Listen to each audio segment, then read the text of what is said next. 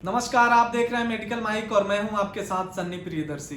अभी हम लोग हैं IGIMS के क्षेत्रीय चक्षु संस्थान में, जहां पर हमारे साथ हैं क्षेत्रीय चक्षु संस्थान के HOD डॉक्टर विभूति प्रसन्न सिन्हा जी। बहुत बहुत स्वागत है सर आपका मेडिकल माइक में। सर, जैसे कि अभी के डेट में एक जो है समस्या है लोगों में डायबिटिक रेटिनोपैथी का, वो समस्या क्या होता है? क्योंकि ये लीवर पे बहुत ज्यादा असर करता है ऐसे आम जीवन में, लेकिन इस बीमारी का आंखों पे भी बहुत बड़ा असर पड़ रहा है अभी के डेट में। तो ये क्या होता है, इसके बारे में हमारे दर्शकों को ये सबको पता है जी कि डायबिटीज मेलाइटस की जो राजधानी हो गई है वो भारतवर्ष है इस समय। मतलब इस समय भारत अपने तरह के एक एपिडेमिक से जूझ रहा है जिसे डायबिटीज मेलाइटस बोलते हैं। सामान्य तौर पे चीनी की कंट्रोल जो होती है वो पुअर हो जाती है और उसके चलते शरीर के डिफरेंट अंग जो हैं, और ख़ास करके किडनी, आँख और नस, इस 3 अंगों को नुकसान पहुंच रहा होता है। इसमें हम लोग चूँकि बात करने वाले हैं आँखों की, तो डायबिटीज़ का जो असर होता है वो पर्दे पर बहुत होता है और पर्दे में समय के साथ ये सूजन लाता है, रेटिनल एडिमा क्रिएट करता है और फिर उसमें कई तरह की और बीमारियां डेवलप करती हैं, जिसके चलते हेमरेजेस भी हो जाते हैं, रेटिनल हेमरेजेस होते हैं और ये कई स्टेजेस से गुजर रहा होता है। तो अगर सिंपल समझें तो जैसे ही डायबिटीज़ हुआ किसी पेशेंट को,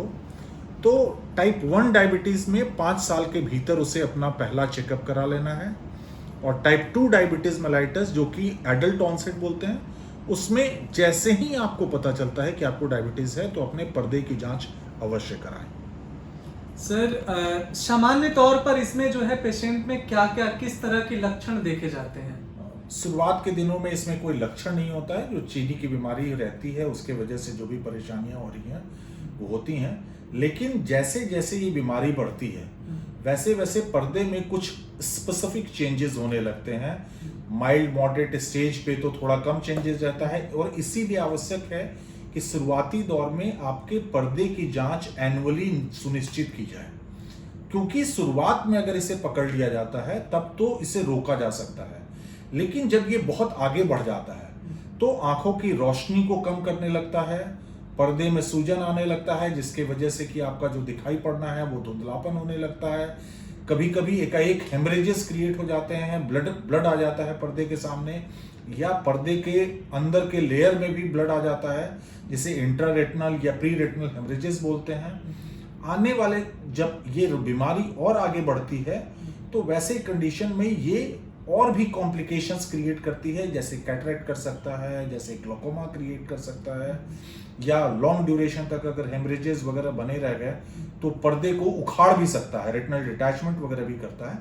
तो ये अपने आप में एक डिफिकल्ट बीमारी है।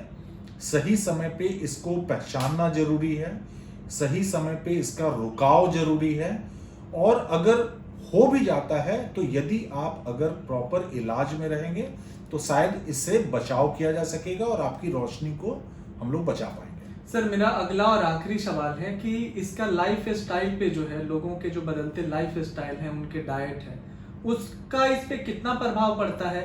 और इसी में मेरा एक अगला छोटा सा सवाल है कि हम लोग इसके बचाव के लिए क्या उपाय बरत सकते हैं और इससे कैसे बचा जा सकता है? देखिए, लाइफ स्टाइल का तो बहुत इम्पॉर्टेंट रोल है डायबिटीज़ के कंट्रोल में। सेडेंट्री लाइफ स्टाइल, सबकी जो आजकल की लाइफ स्टाइल हो गई है, जिसमें कि टहलना, घूमना फिरना, एक्सरसाइज कम हो गया है, वो एक बड़ा प्रॉब्लम है। लोगों की जो दिनचर्या है और जीवन है उसमें टेंशन्स बहुत सारे हो गए हैं। तो ये सब कुल मिला कर करके, खाने का जो पैटर्न है, जंक फूड्स हैं, ये सब कुल मिला कर करके डायबिटीज़ को और गंभीर कर किए जा रहा है। तो आपको थोड़ी सी अपने हैबिट्स को डेवलप तो करनी पड़ेगी, जिसमें एक्सरसाइजेस को भी इनकॉर्पोरेट करना पड़ेगा, हेल्दी फूड हैबिट्स डेवलप करना पड़ेगा, जिसमें हरी सब्जियां और प्रोटीन वगैरह ज़्यादा खाने की ज़रूरत पड़ेगी। उसी तरीके से इसका आइडेंटिफिकेशन भी बहुत ज़रूरी होगा। इसका बचाव जो है वो आपकी हेल्दी लाइफ स्टाइल में ही है। लेकिन अगर डायबिटीज़ हो जाता है तो बहुत सारे पेशेंट ऐसे होते हैं जो सोचते हैं कि नहीं, मेरा तो हुआ था फिर ठीक हो गया। ऐसा कुछ नहीं होता। यदि आपको डायबिटीज़ हो गया है तो आप ये मान करके चलें कि ये अगर आपको तंग नहीं भी कर रहा है तो ये धीरे धीरे आपके छोटे छोटे अंगों को खराब कर रहा है, तो आपको नियमित रूप से इलाज करवाते रहना है, नियमित रूप से चेकअप कराते रहना है, और समय समय पे आपके जो चिकित्सक आपको सलाह देते हैं उसको वैल्यूबल तरीके से और उसको सुनना है और उसके ऊपर कार्रवाई करनी है। बहुत बहुत धन्यवाद सर, आपने मेडिकल माई के साथ जुड़ा और इतनी इम्पोर्टेंट जानकारी हमारे दर्शकों को दी। धन्यवाद मेडिकल माई।